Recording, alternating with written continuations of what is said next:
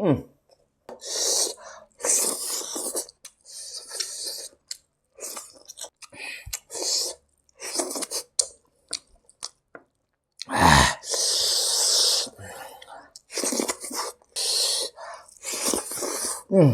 kilo mà sao bằng ngắm ngầm đi riêng mình là sim em let's go baby look at it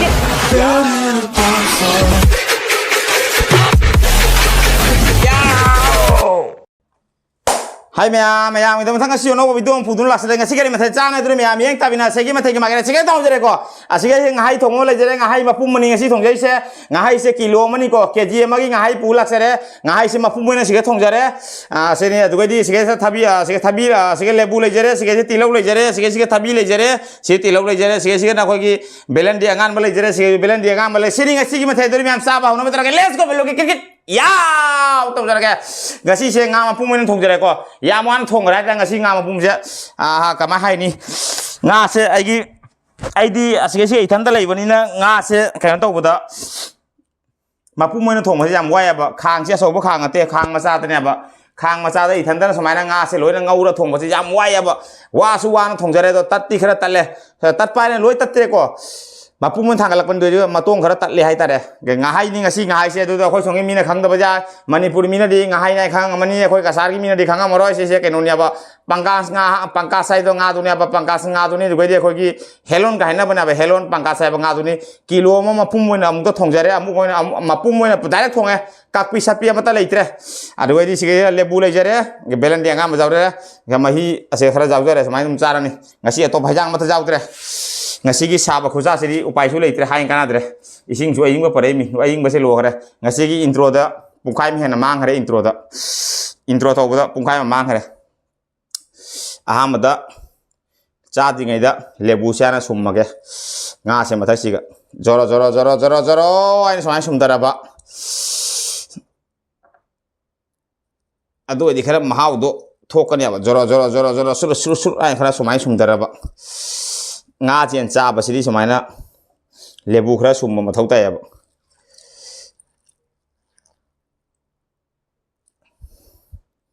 อามาคดีทำมาเกี่ยวกับชุมมาเกี่ยวกับ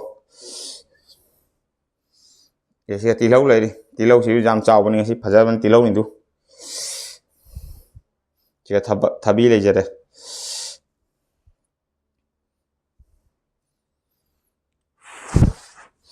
สายเหตุพระเจ้าไหนบุกรีहै उन्हीं angle से कमाई तो रिबे खंग दे पुखम से इंगो five run तो एंगल दी कमाई खंग दे ब्लाइंड एंगल ने कोई कापी है ब्लाइंड एंगल सारे फजन सारे से मनी बो चाखरा जाउजरी को चाख यामदरा ngasi चाख से करो nga से यामन खयाबा nga से किलो मा मुगा लोइन थोंगाबनि जी nga मे याम चा दोरा आइबु चाक चादुरे खंगदेब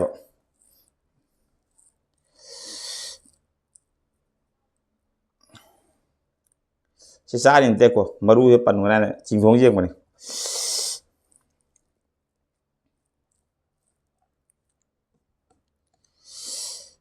अदुनि मैम चाबा हुनु मित्र का लेट्स गो मेनू के किकिट या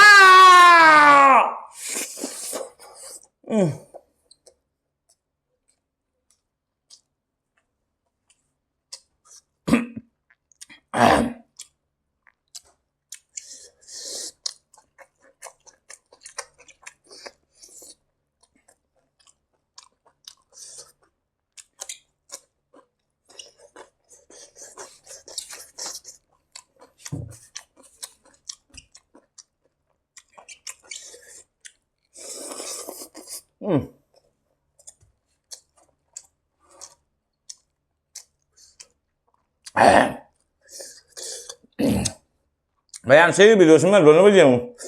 ngak video semua sawo belum ada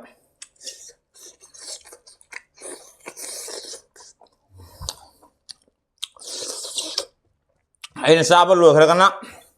double like tuh orang mau ngunda maroon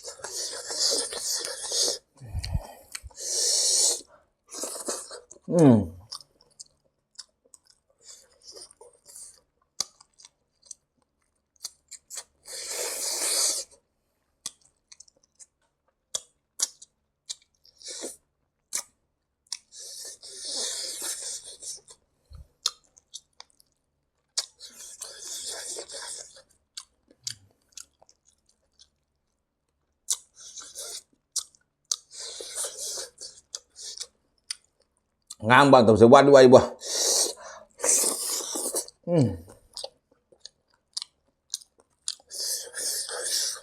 malum jangan mana lu malum dah hả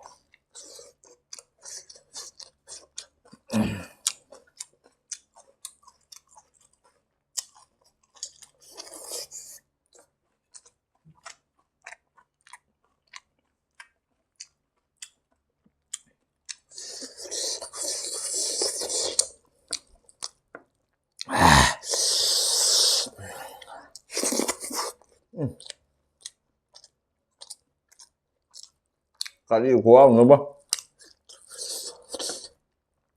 lấy ra xin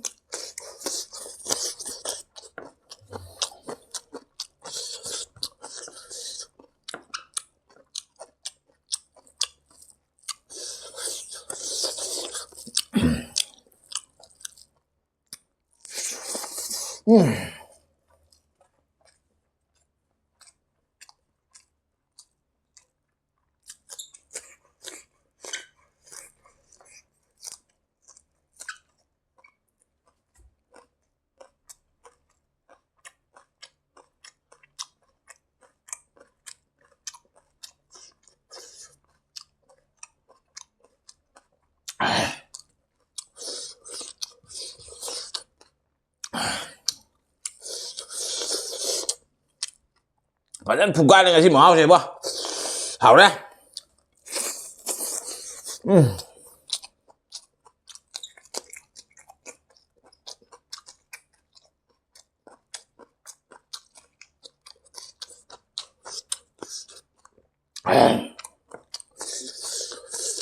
Malum.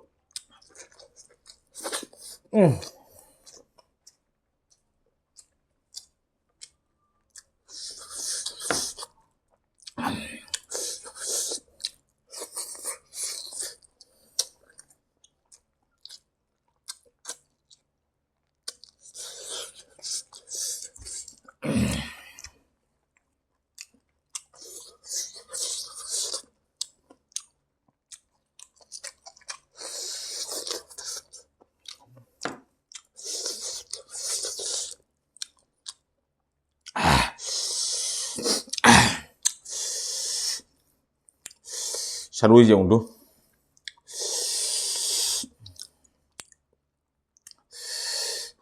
Sanggra.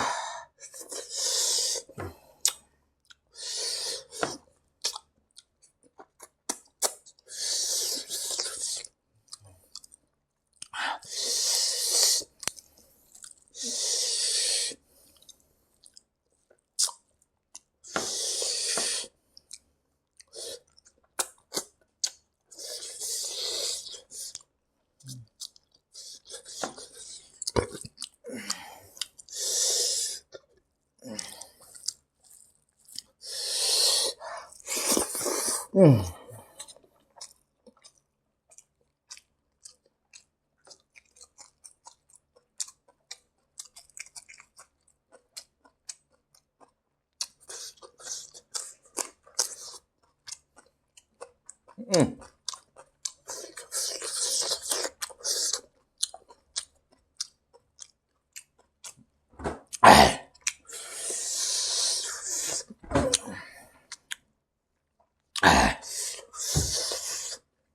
đi lấy tiếp phải 5 phút đây bơ xem mình nga kilo mà sao bằng ngắm ngắm đi riêng mình là sim yam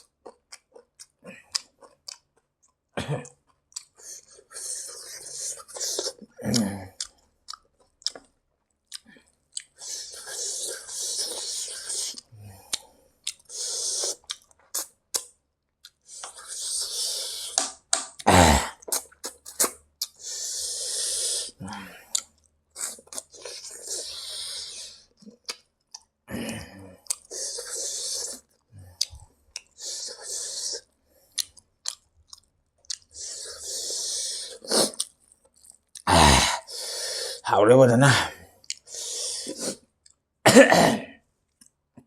chính ra thật kìa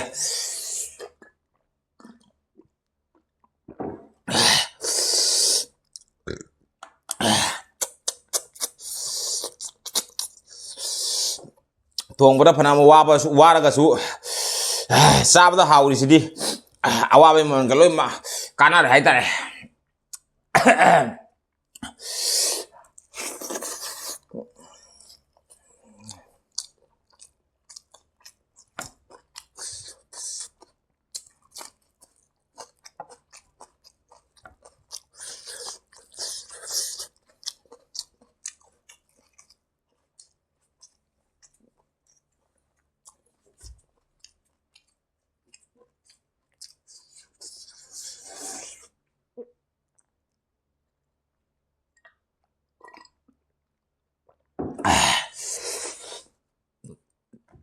murrum चावल fully है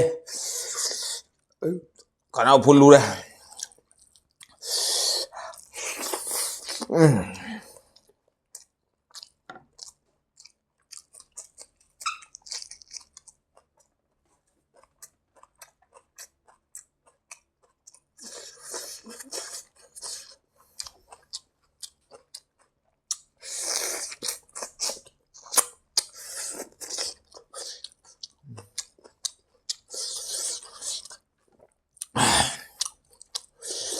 Jamin ngasih buah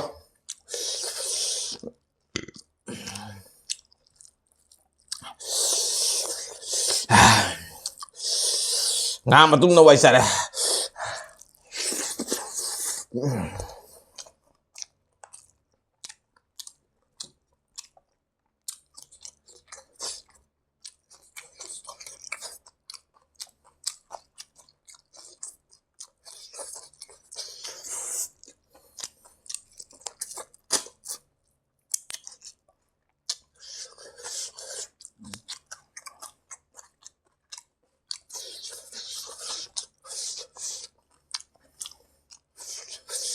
Hải Giang người ta gọi đi Hải Giang người tên chùa ấy xa rồi sẽ hay là bậc lao đi Hải Giang người ta sao vậy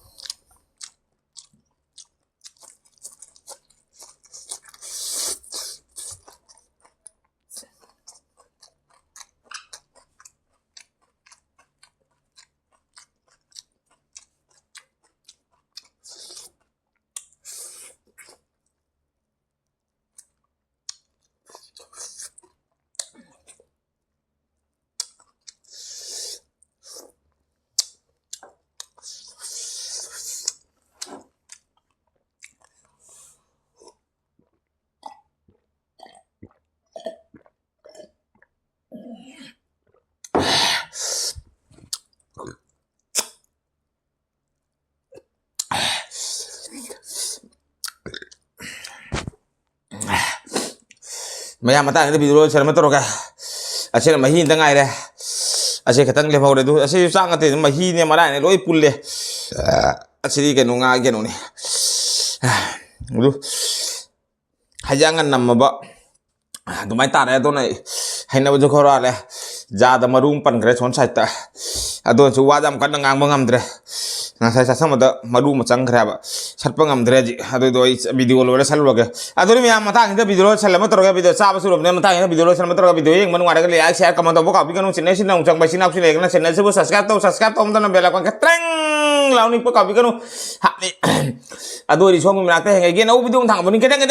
cái nào tôi đồng channel subscribe tôi không nên bela quan cái treng lao ni có cái nung hande yang jadi besti sister brother mi am wani ngale ter belum thang kasari mày am nung si video lagi video sebut sar lao nak kerja atau view asyik hari kami am nak kaitnya bahasa udah ngasih di video kita lagi next video nung pengasih ngasih di bye bye ngamaru thin gre sonda na bana suru ora video lo selagai ngamaru salu ga adori mi am bye bye next video ra no video magalo na uba phajaba video magalo na phangna singa sigi di bye bye